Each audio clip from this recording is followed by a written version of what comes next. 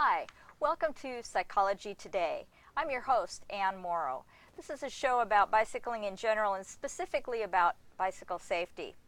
I want to thank you in advance our crew in the control room who is making this show happen, and especially thank Northwest Bicycle Safety Council for producing the show. And thank you for tuning in. Our first guest is Tory Orzeck, and he is an entrepreneur and an inventor who created the ORP Smart Horn, and it's something that goes on your bicycle, and he'll be telling us about how that came to be and the invention process, and we'll even get a demonstration. Our second guest is Gardner, and he's an avid cyclist who is also a supporter of Northwest Bicycle Safety Council and our Beaverton, Banks, and Beyond bicycle tour in August. And so I think we can learn from him. We may not have goals such as him to be so avid a cyclist and a racer, but the things that he does to be successful we can also apply in our own cycling career. So let's get started, and this is Tory Orzeck, and he's got his ORP bicycle horn, and welcome. Welcome, Ann. Thanks for having me. You bet. Glad you could join us. So I'd like to ask our guests to tell us a little bit about themselves so we know who you are and what else you do. I'm originally from Southern California, the San Fernando Valley, and I was a huge cyclist. I would just ride, so I lived in the west end of the San Fernando Valley, and friends and I would ride to UCLA, and it was this big loop, and we'd go through Topanga Canyon. On the way back, it's like this, I don't know, at the time it seemed like pretty far, and always in traffic on Ventura Boulevard, for anybody that knows how big a deal that is, and over the Sepulveda Pass, and we were constantly on our bikes. And I pretty much continued that, through college, and but then work started, and I'm an industrial designer, mm-hmm. and I just need to get stuff all the time, and so I don't write as much as I should. Uh-huh. But I am writing more. Actually, I wrecked my toe. And so I've got a bike on a stand right now, and I'm hoping to get through that, and then I'll get back on the road. But I'm originally I worked for GE Plastics in Pittsfield, Massachusetts, and then GE Plastics started working with Nike, and Nike's what got me to Oregon. And I worked for Nike for about 4.5 years, and then I was doing some outside work with one of my old classmates who just happened to be up here chasing a girl, and he had his own little one-man industrial design studio, and I started working with him, and then became a partner, and now I've got a small, I guess you'd say, boutique industrial design firm called Fuse. And Fuse, one thing about Fuse, at least since I've been there, is that we always do a science project, something that's just entrepreneurial, or it's like some idea that we think maybe needs to be out there, and there's no client really involved, at least initially, and I think ORP sort of fits that sort of description.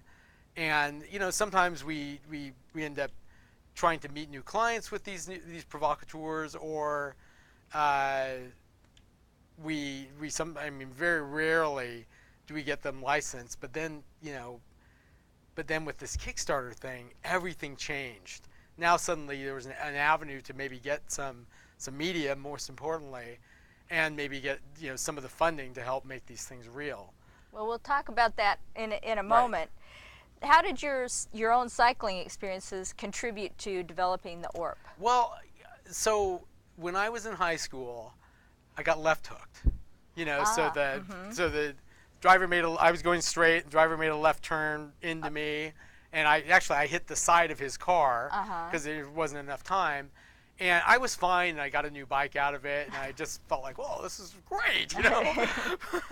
but it's not great, because then I was working back east, and I was at some ATM, and this guy, and I was on my bike, and I was at this ATM in Massachusetts, and this guy comes up to me, and he's obviously really physically shaken. I mean, or physically, his motor control was bad, and his speech was not great, and he said, well, make sure you wear that helmet, you know. And he was a young guy, so it wasn't. And he said, you know, he'd gotten in this bike accident, and he wasn't wearing a helmet, and he had this brain injury. And so, I don't know, maybe as a designer kind of person, I'm always looking for problems to solve, no matter what they are, you know. And because to me, that's more the holy grail of, like, you know, typical industrial design work. You know, everything around us is designed. Your pen, your shoes, your jacket, you know, these cameras, everything is designed. And often things are not new inventions, but they're just styling of the same thing. I mean, with maybe some improvement, of course, hopefully. But if you can find, like, sort of a unique way to solve a problem, or try to anyway, I think that's really fun. And so, like, as I mentioned, like, all these entrepreneurial projects or science projects, sometimes they're just huge wastes of time. But fun. But fun, yeah, but fun. Then, you know, that just feels really, that's very satisfying to make something, you know, no matter what. I mean, I think that's the main thing. And well, let's see your product, because I think, you know, certainly a lot of us have the bell, right, or something to make noise, or some of us use our voice and say on your left. Right. But you've come up with something that's much more audible, so and cute, and it kind of serves a dual purpose. So, but I'll let you tell us about this. Show us your product. So, you know, one thing I do want to go back and just say is that, so ORP, this idea of making a bike horn, an electric bike horn, is not a new idea. They exist. Oh, okay. They exist. And I, you know, so I initially had drawings. Like, usually most industrial designers will start out with concept drawings, and they can be really great, or, you know, and these were good. And I showed these to a lot of my friends and other cyclists. One of my neighbors was a huge triathlete. My wife's kind of a triathlete as well. And it was just this horn. And they just go, yeah, whatever. You know, I just like, great, but I like my bell, right? And so then, you know, but then as I went along and started to develop more thing, and I bought all sorts of electric sound makers, and you start to, and as well as more bike lights and things, just to look at size and what power, you know, we wanted to use. And you start looking at the internals, the printed circuit boards and the batteries, and they're the identical products. You know, the bike horn and bike light, or these personal sound emitter, you know, like these personal security things. And they're really small, and they're really loud. And again, you know, I think a lot of what industrial designers do versus maybe sometimes some engineers, I don't know, not to put engineers down at all, but there's no boundaries. If we think it's possible, then we usually go for it without knowing what the implications are. You know, at your end, yeah. And sometimes it's just a dead end. It's terrible. Yes. But here is this thing, and I'm like, why hasn't anybody done this? And so then I added lights to my drawings, and then suddenly they're like, everybody I showed, like, oh, that's good, because now, you know, ORP is a beacon light, meaning it's to be seen, not light the way, and it's a horn, so it's two products in one, and that made sense because you have to have a light. Yes. You know, even Oregon ODOT says you have to have a light. And, you know, 90% of cyclists do have a light, which is good. So we started there, and then we originally we were using like 2 AAA batteries. But then and everything moves so fast, you started to see all these USB rechargeables, and nobody wants batteries anymore. Yeah. Even though there's a great argument for having batteries, because what if you're out in the middle of nowhere and there's nowhere to recharge, and you're low, and you're like on a what is it, bike Oregon or one, you know, one of these big long Just rides. like, yeah, in the middle of nowhere. But, you know, even then, you know, they even have USB charging stations. Well, like, that's true. Yeah, And more yes. the campgrounds do. Right. So the product sort of evolved to this, which is and one of our goals was to be really small, and, you know, it has this elastic strap, so the actual chassis itself is pretty little. You know, and is it okay if I run through the modes? Yeah, talk about the modes. Okay, and demonstrate. Okay, so right now, all electronic devices like this are basically in sleep mode, meaning they're not completely off because they have to recognize some sort of input from the user. So for ORP, because we don't want people to, let's say, take their ORP off and then go in their backpack and then the thing's going off in the middle of their class, like in their, you know, I mean, it might be fun for you, Ann, because I know how much attention you want to grab, but, well, that'd be me. But so there's a 3-second hold. And there's a power up sound. I see. And now the horn is ready to go. So I'll start with the horn. So we call this little thing the whale tail, WAIL. And the friendly sound, it sounds like that. Yeah. And that's for, like, if, you know, you're on a bike path on the Esplanade and there's runners or pedestrians, or maybe even just another slow cyclist, you can warn them without scaring the life out of them. And then there's a loud sound. I'm going to cover it because your director has told us it kills your levels. And that's just a push down. So with my hand over it, it's not very loud. Yeah, but the friendly sound is 76 decibels. And the loud sound is 96 decibels. And the decibel scale is logarithmic. So it's sort of like an earthquake. It's like 1.5 times. So it's not just incrementally loud. 20 points higher. It's much higher. And then there was one other mode with a little button on the side. There is. So let's say, Ann, you're on. Let's say you were new to Portland and you're on Hawthorne in the 21st through, you know, 39th Street, and that's a really tight road, very high traffic, and loaded with parked cars. Yes. So either you either take the lane, which sometimes you can do, but sometimes you can't do that, or maybe you're not comfortable doing that, even though that might be the smartest thing to do. We put in an anti-dooring mode into ORP, and this is kind of a science project too, because it's kind of an experiment, and I'll demonstrate that. You press the power button and the tail at the same time. Oh, okay. And you get this pulsing 96 decibel sound. And you kill it by hitting the tail. And the idea is that maybe that would, if you knew you were cruising into that area, you could hit that mode, and maybe it would provide enough warning to maybe a recently parked driver to hear that and look in their rearview mirror, or, you know, better, turn around and see you. And, you know, I didn't tell this thing was on Kickstarter. I didn't tell anyone I was doing that on Kickstarter. And I thought, oh, it's this bonus. But now, and then people couldn't figure out how to use it. It was very funny. So, you know, I think people like features. You know, so. Yeah, you feel like you're getting more for your money. I know. It's such a funny thing because it's like, and I guess that, you know, it's part of the thing, I think, of when we talked earlier in the year, you know, I sort of grew up on television. And I feel like this person that I get so sucked into, like, ads and things, and I mean it's terrible, but I love that I got to make this little thing and it has all these little features, Yeah, you know. yeah. So let me show you the light modes. Okay. Okay, so hopefully I won't blind anyone.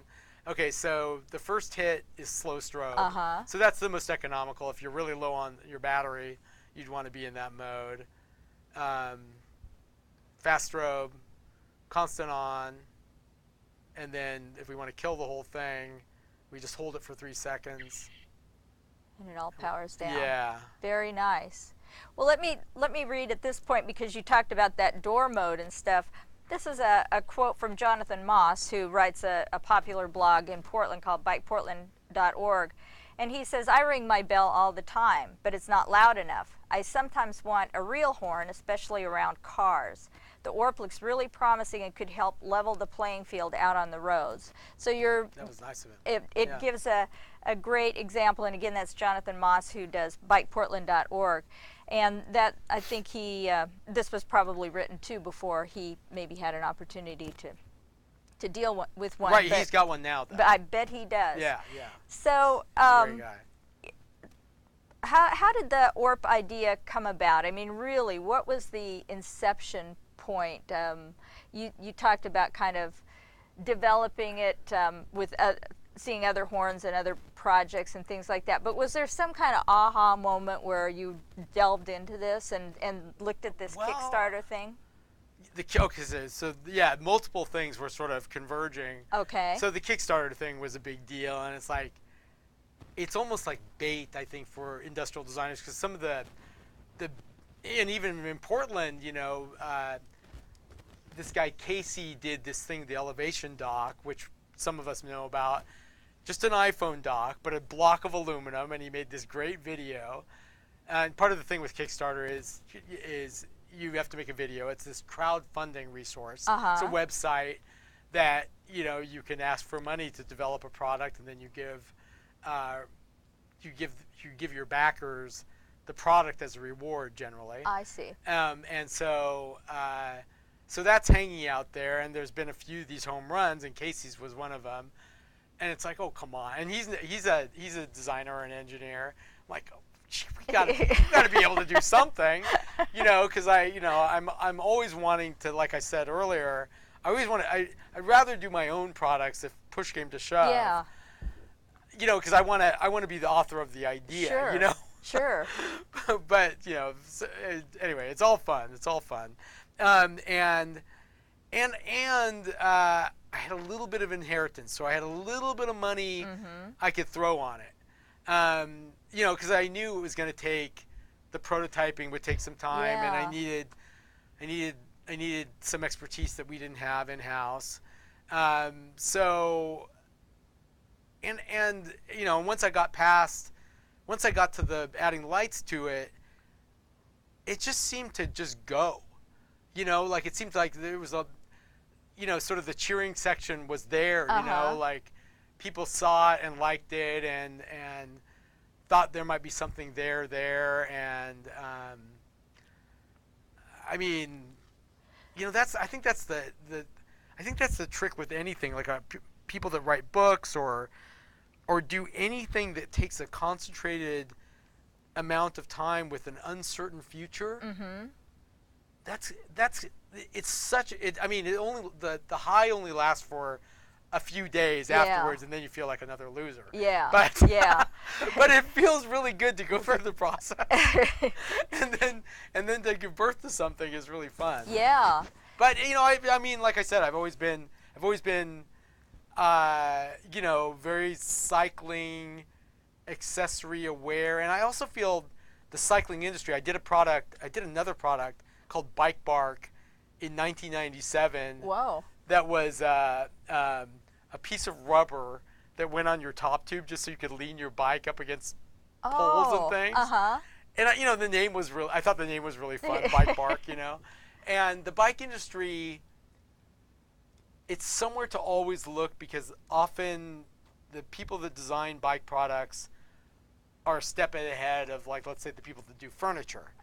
So if you can take like bike thinking to maybe a furniture company, like then we do that kind of like technology or application transfer all the time, that's a really good thing. And the bike industry, after I learned from Bike Bark, it's so welcoming of new ideas and new things because, all sorts of like little companies like Giro turn into multi-million-dollar things. And the guy broke the mold for helmets. He said, well, you don't need this big plastic shell.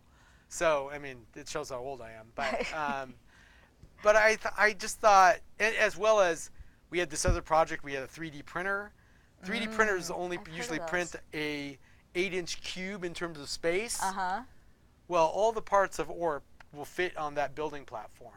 So we could make these things we're not making them in production, but we could make all of our samples, all of our prototypes, for a fraction of the cost of what it would cost us to do it on the outside. Oh, okay. So it was sort of a really nice size thing, and at least initially, it didn't seem like it was very complex. Yeah. And it's way too complex.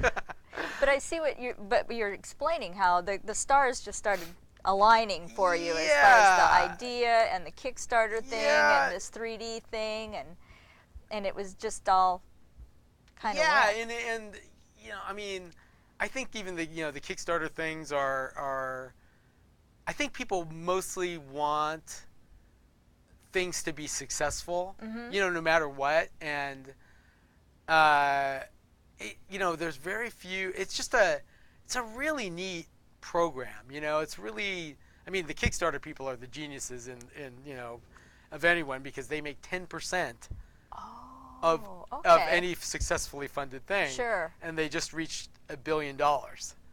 So that means they've made $100 million. That's pretty good.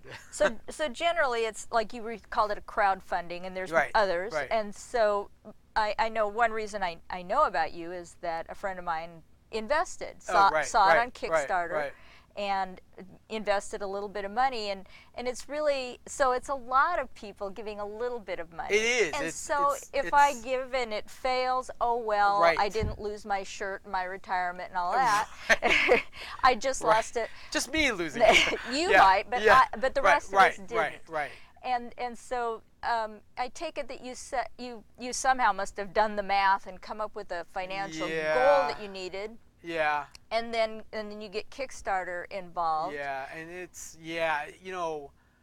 I'm not sure how much time we have, but Kickstarter is awesome, but it was really tricky because I originally was supposed to launch in September, which would have been a much better time, and the day before I submitted, they changed their rules because somebody in the old days of Kickstarter, you could just show photorealistic renderings, and you didn't have to really build anything, which is really inexpensive. Are you giving me the high sign? You got to move on. No. Okay. So I had to spend more money to build a model, a physical model, which was good in the end. It's good because you learn things. Every time you make something, you learn more about it. Like, oh, I didn't anticipate that happening, and like, oh man. So, sorry, what was your question? No, that's okay. So we've talked about the device itself, and we are starting to run out of time. But you're making some improvements or modifications. Why don't you tell us what you've got going on with the horn? Yeah. So the Kickstarter crowd didn't know about this little thing here, and this is just a cap for a remote. So the idea is, and I all designs are generally a balance of compromises. You solve the problem, but then you create problems as well. So the thing with ORP is it's got to face forward on your bike. Yeah. So let's say you've got road bars. So you want to put it up on the flat, but you want to sometimes rest. Now for most road bars, it's very comfortable to rest on the brake hoods. But ORP's got to face forward, so he's closer to your stem, right? Or she. I don't know. You'd have to check. I think they're all girls. That's the USB charging port. Okay. So it's good they're girls. They're Yeah. smarter. Yeah. They're better. Uh-huh. And So louder. yeah. So after the Kickstarter campaign was going, we still had to make a PCB boards, the electronic boards. We had made boards, but they were just hand soldered and they weren't surface mount. Surface mount means they shrink down by like they're 10% of the size of the other board. So we had this really crude prototype that was probably like, this big and like giant. And then it got really small, which was good. And I challenged our electrical engineer to put a wired remote on it. So with the wired remote, now we sort of have no objections, because if you're on road bars, you'll be able to put this thing around the brake hood. And this is our very crude prototype that's broken from so much use. So I got to power it up again. And then the first hit. Uh-oh. You're kidding me. No, wait. Need another prototype. Wait, no. Oh, there we go. Okay. There. Okay. There we go. So, and then you push it a little harder, you get that Yeah. loud sound. So, and some riders do feel real uncomfortable about moving their hands a lot. So Yeah, and and sometimes you're just in a bad situation. Yeah, it's nice to be under thumb, Yeah. So, and that's what we encourage, at least on American bikes, at least domestically, road bikes. The rear brake is on the right-hand side, so we encourage ORP to be on the left hand. So if you do lift your left hand and you need to hit your brake at the same time, you're not going to kill yourself. Yeah. So. And that's right. If it's going to be a safety device, it needs to be safe. Yeah. So we think, and the remote is in development at the factory right now. So we hope to have that out. Do you have any other bike-related products coming out, or is this? We're working on a rear light, which seems kind of obvious, and I think the big question is, what's going to be our kind of big idea that we can throw into it, because otherwise, are we just another bike light? And well, you don't have. I don't want to reveal it yet. No, you can't reveal it. But I think we have something. Okay, great. And I wanted to point out too to our viewers that it is Oregon law to warn people on sidewalks. Cyclists need to give an audible to pedestrians on sidewalks or these multi-use paths, or like the Hawthorne Bridge. And we talked about before the show that sometimes you can't get through to the other people, whether it's a slow cyclist or a pedestrian, using your voice, and you kind of need something to penetrate maybe the earbuds. Yeah, that's the problem. To warn them that you're coming around. So the safety element and the idea that perhaps it can get through the doors of a car to a motorist to warn somebody that you're there as well. So one last question then, where do we get one? Well, at the moment, we're still fulfilling Kickstarter, and we did initially, right after Kickstarter, we did offer some pre-orders, which I kind of regret now because it's taken way too long to get these things made. But we are fulfilling. We're getting those guys right now. We have our second batch. Our second batch is arriving this week, and then I think around the middle of April, or maybe by the 20th, we'll hopefully reorder the store, or we call it the Storp, S-T-O-R-P, on the Orpland website. So we'll have a few there, and then I've teamed up with a guy in Southern California that is the ex-general manager of this very big bicycle accessory maker, and he's got the reps, and I think we've got, I don't know, the big plan is to sell through independent bike dealers, like River City and places like that, and we've pre-sold a lot of them. So the question is just, can we get them? Yeah. So they should be in stores soon, or the Orpland website I'm hoping by the end of the month. I just need to make sure, all the big thanks is to all the Kickstarter backers, of course, and the pre-orderers. All those people. That was, they all gave 40 to $50, sight unseen, on a promise, and that was showed faith in you. Yeah, it was really nice. It was really nice. Is. And while the factory is destroying my reputation, no, but they're coming, and we'll have them. So I can see that this is very much an emotional roller coaster. It really is.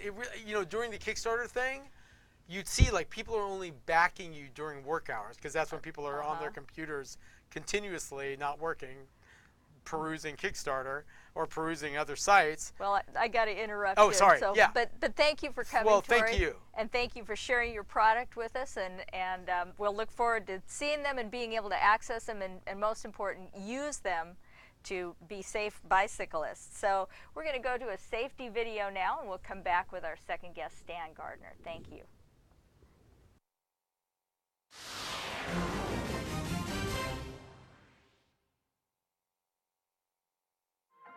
Bicycling is one of America's favorite pastimes, yet like everything else, it has its risks. Every year, more children ages 5 to 13 go to hospital emergency rooms for injuries associated with bicycles than with any other sport. Many of these cases involve injuries to the head. Wearing a bicycle helmet can reduce the risk of head injury by an impressive 85%. So go ahead, enjoy the outdoors, but be sure to wear a properly fitted helmet. And remember to adjust it before every ride, or you won't be fully protected.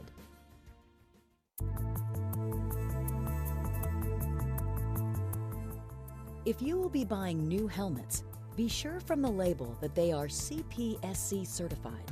If you're using an older helmet, make sure it is Snell or ANSI approved.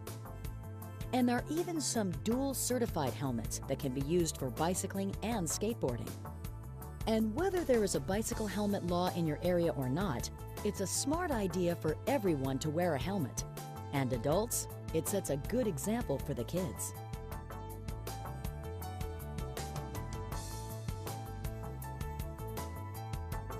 Once you have measured your head and chosen a helmet, adjust the sizing pads or the fitting ring for a comfortable fit without any rocking from side to side.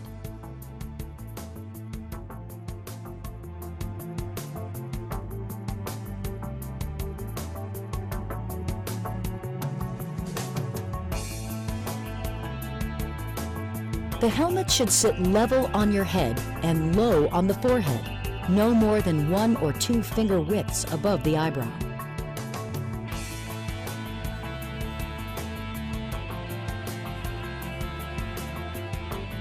Adjust the lengths of the straps so the buckle is centered under the chin.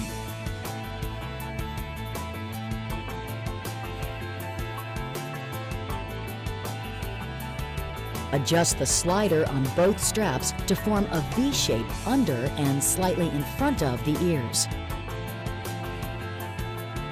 Lock the slider if possible.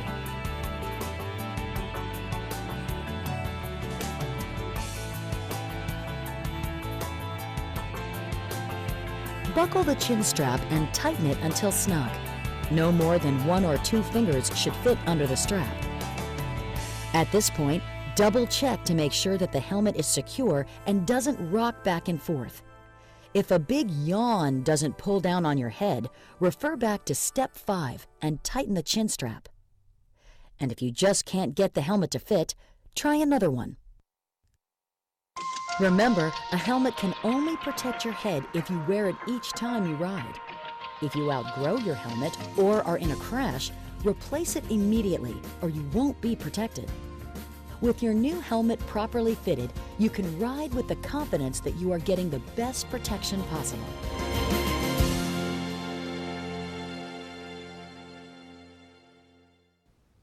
We always like a good safety video, and that's excellent advice on how to make sure that your bicycle helmet fits properly.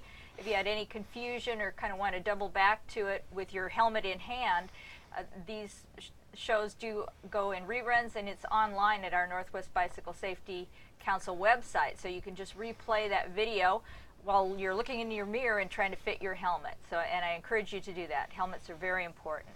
So we're back now with Psychology Today, and our second guest is Stan Gardner. Welcome. Thank you.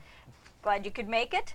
And so you actually have quite a history before I came along to Northwest Bicycle Safety Council, and with President Bruce Buffington. So why don't you, we'll talk about that in just a minute, but why don't you tell us about yourself a little bit first? Okay. Well, I was born and raised in the Portland area, grew up in Hillsboro, and after high school went into the military and ended up in Southern California for several years. And while I was down there, that's when I really got involved with cycling. As a kid, I think, like everybody, you kind of do a lot of cycling or whatever until you get your driver's license. And then, the bike gets all dusty for years until you decide, that would be a great activity. I loved being able to ride outside, and, I'm not a runner. I love being able to see a lot more of the countryside than just, a few miles or so, and that's the thing about cycling that I really like. So down in California, I actually started riding with a club, and because of course, you could ride by yourself, but it's more fun to do it with other people. And so down there, got involved with the club, and that's kind of where I also I saw some racers and saw, hey, what is this all about? And so that was kind of cool. Go into a little bit of that a little bit later with talking about with Bruce. But it was kind of that exposure and stuff that really kind of got me going with cycling. And then I eventually moved back up here in '95 and I was riding with a team up here until they disbanded, and then started a local club called Northwest Velo back in the day, in the '90s, and with another friend of mine, and that's kind of how I met Bruce. Now live in the Beaverton area, have for many years now, and kind of where we're at. Great. Okay. And we'll kind of get back to some of that too. And so you are an avid cyclist, and you kind of talked about how you became interested, and you saw other cyclists riding and stuff and kind of got the bug. Tell us a little bit more about how you got into the racing end of it. Sure. So any kind of group riding, there's a lot of times it's a little competition.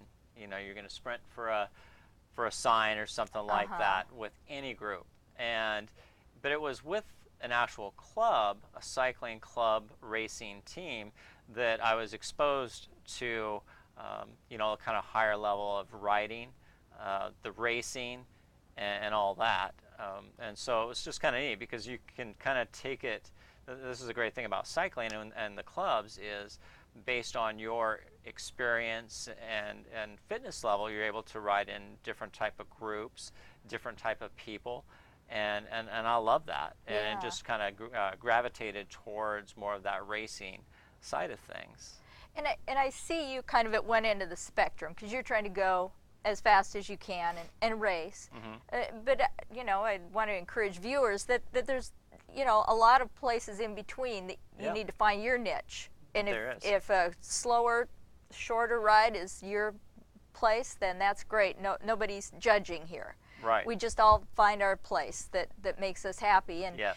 And probably the endorphins and all that stuff with racing and just that competition is something that meets your needs. It does. I think for some of us, definitely. So did you have to buy a new bike and things to get into the racing scene? Or did you make your old road bike work? Initially, I made that initial road bike work. My first couple of races weren't very successful because it was very eye-opening, even though I had been riding with the club, and I kind of worked my way up into how long the rides were and then how fast the rides were. Still going actually to a race and experiencing that was a whole different thing. So the bike itself, I see a lot of guys varying different types of bikes. But I think it really does kind of matter, because, if you think you're going to get out there on a Huffy, you're kidding yourself. Especially now with carbon fiber and all that with the bikes. Nothing like pushing around 40 pounds around Yeah. a course. If nothing else, you're going to be way behind at the very beginning because it's Yeah. taking you a while to get going. Sure. Maybe you're strong enough to keep it going. So, you're because you race, you're a member of what's called OBRA, Yes. Oregon Bicycle Racing Association. And what keeps you in the racing? What's the real draw there? Honestly, so I raced in Southern California, came up here and raced here, but then, I got to a point where I hung up my bike for quite a few years. But it was really just missing that community, getting out there, of course, just exercising. You think of, okay, if I'm not cycling, what am I going to do? Mm-hmm. Going to the gym can get kind of boring. Yeah.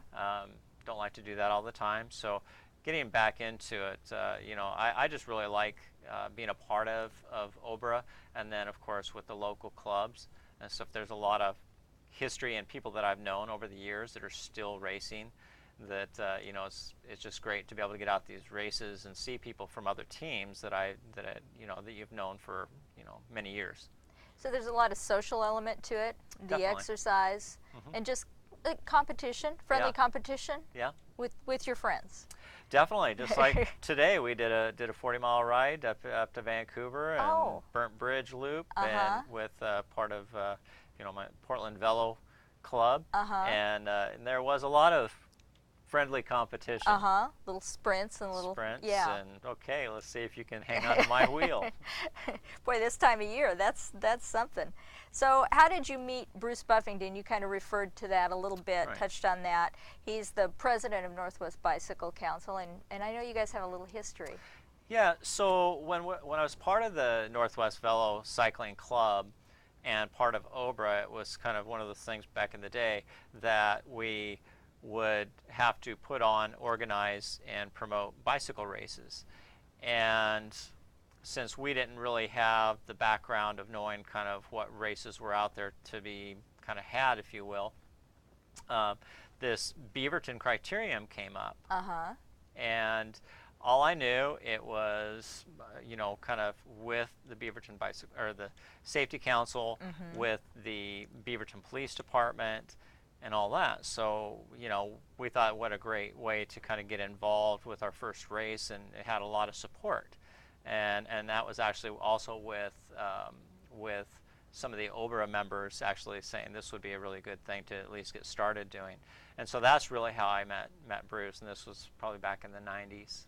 What is a criterium race? Some people might not know. Yeah, so there's various different type of racing. So this is a great thing also about cycling, that with road racing, you also have your mountain bikes, you also have your cyclocross, and cyclocross is huge right now. Yes. Especially here in the Northwest. But I'm more of a road guy. I like the skinny tires and go really fast.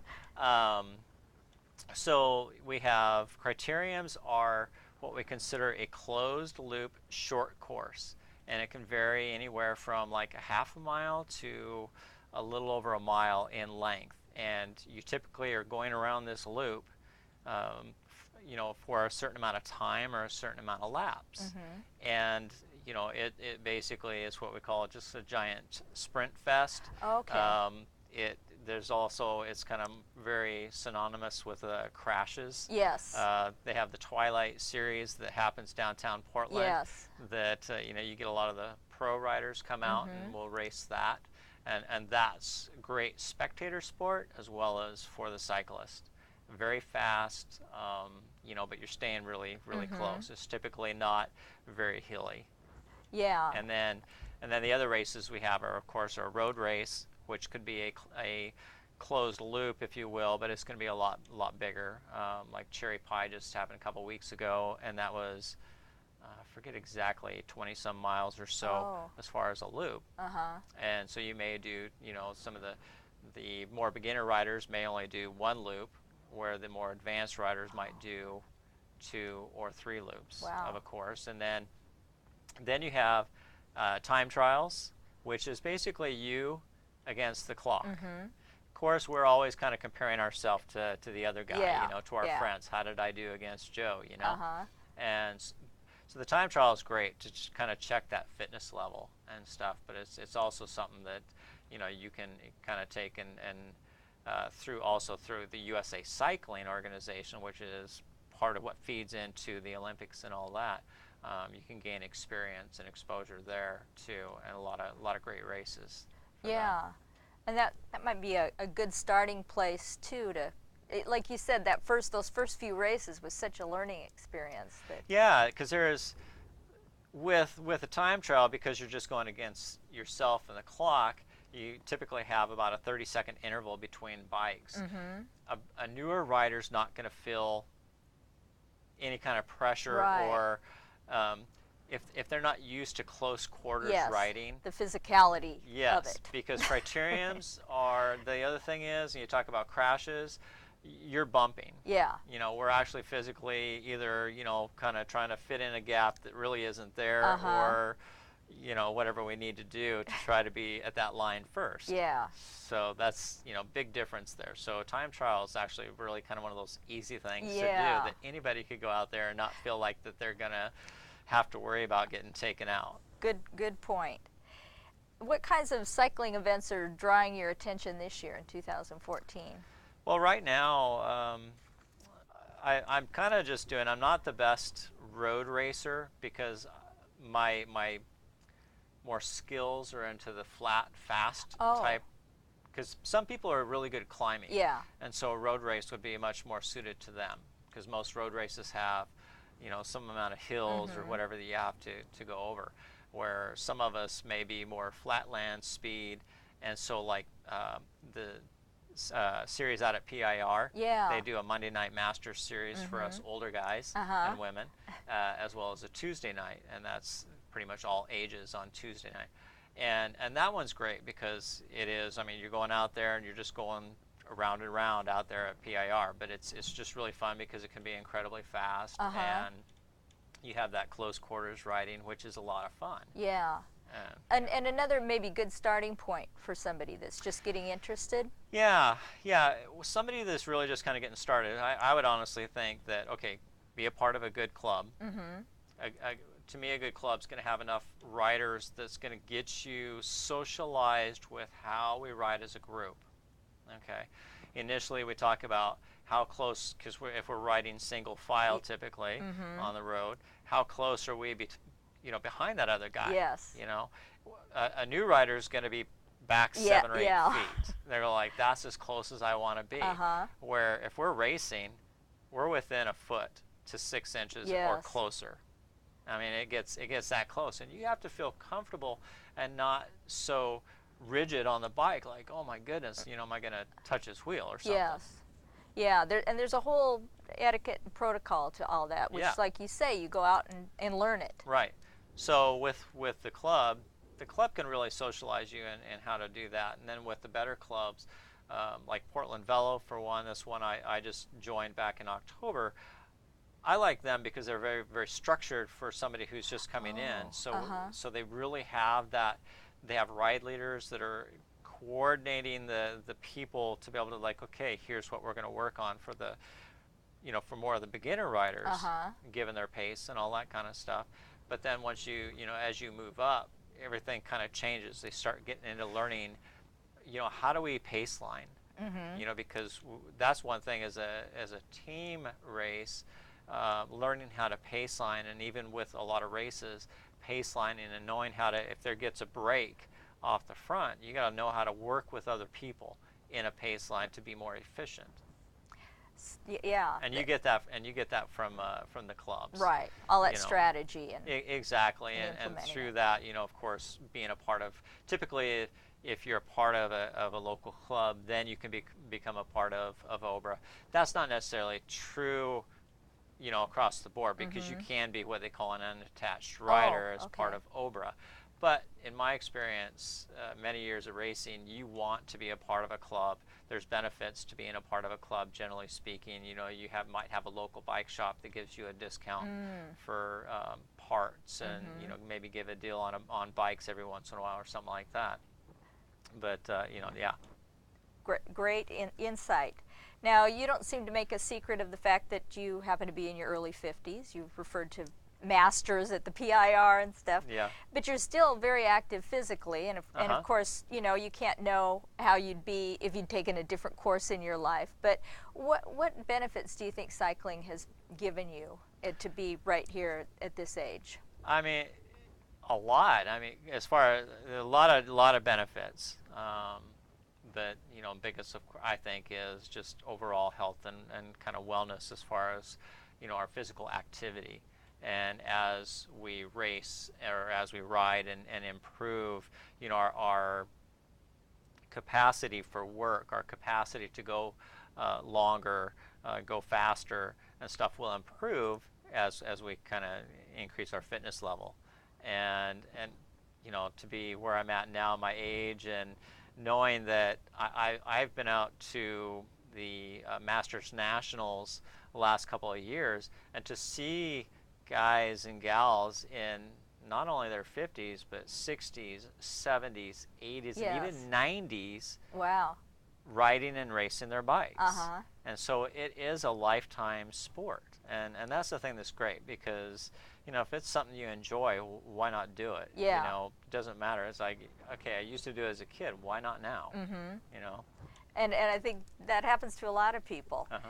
Now, what encouragement would you give to other people, regardless of age, to participate in cycling as something that helps you hopefully age more gracefully and, you know, just enjoy better health? Just honestly, you know, dust off that bike, get it cleaned up. If you don't have one, you know, there's a lot of options out there right now as far as different types of bikes. So, you know, if you're not necessarily interested in learning about the racing, then, you know, you get more of a commuter type bike or whatever. Just get something that you can get out there and enjoy the outdoors, and then just, you know, find people to ride with. My wife, she's been kind of looking at the meetup groups. Uh-huh. Is one way to find people to ride with if you're not a very, say physically fit, or you feel like you can keep up with like a club or Right. something like that. I do know that I'm also a part of the Portland Tour to Cure group Uh-huh. as for a different team, and they actually do a lot of different meetups and stuff through them, and they do organized rides, so new people can get experience on those too. I see. Yeah. Let's talk a little bit about nutrition. Sure. And you and your wife happen to sell Advocare, and that's a health and wellness product. So you are a very avid cyclist. Fueling your body is essential. Yes. Tell us a little bit about your philosophies. Yeah, so yeah, we are independent distributors of Advocare, and so our philosophy with supplementation is, you kind of you look at it this way. You know, we have our diet that we normally eat on one hand. On the other hand, you've got your exercise, typically, is what Uh-huh. most people think about. And so, you know, you're gonna, if we need to work on our weight or whatever, we're gonna change our diet. You know, we're gonna try to work out a little bit more. But what we really believe is, because of a lot of different factors, environmental factors, really honestly, most people don't have a real proper diet, eating enough fruits and vegetables and all Yeah. that kind of stuff, that supplementation then becomes kind of to complete the triangle of, you know, proper health and wellness. And so what you know, you have your diet, you have to, you know, eat healthy as you can, you exercise, but then the supplementation basically bridges the gap, fills in the nutritional, you know, gap that we're missing because of our diet. But also, as far as the cycling or even any kind of physical activity, there's different things that we can do to help us have a better workout, but also help us also recover faster. Because we really truly believe that, you know, we want to have optimal health and optimal life. Not, I mean, we want to stay out of the hospitals and doctor's Yeah. office. We want to not be on medications as long as, you know, possible. And we know that, you know, by doing these different things, that's going to just give us the best chance of optimal health. And you're right. I think it's always a challenge to have just the perfect diet if you're not, you know, super wealthy and have your own private nutrition person maybe cooking for you and stuff. It's just Not yet. To have a life and to do other things and not focus your whole life on food and food preparation. Right. Wow, it's really hard to get everything just perfect. Uh-huh. At least that's my experience. What kinds of nutritional tips would you share with cyclists? I'm thinking like I carbo load before a big ride, that sort of thing. And what do you eat on the ride? Yeah, some of those things are, you know, you kind of have to look at. And so with more of the, say, competitive cyclists and stuff like that, you know, as far as the eating aspect of it goes, carbo loading and stuff like that, there's advantages to that. I don't necessarily do the carbo loading anymore. You know, as we age, our metabolism naturally slows down anyway.